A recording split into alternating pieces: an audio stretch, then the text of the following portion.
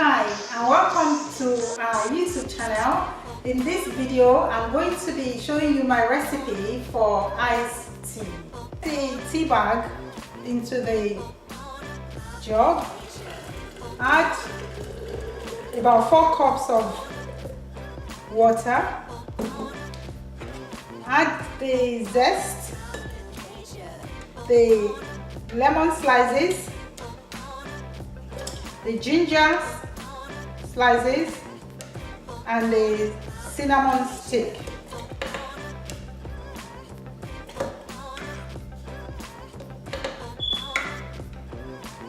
Leave this to brew for about 5 minutes. I'm going to add some ice, and your iced tea is ready to serve. For more flavor, you can squeeze in half a lemon. Serve in a glass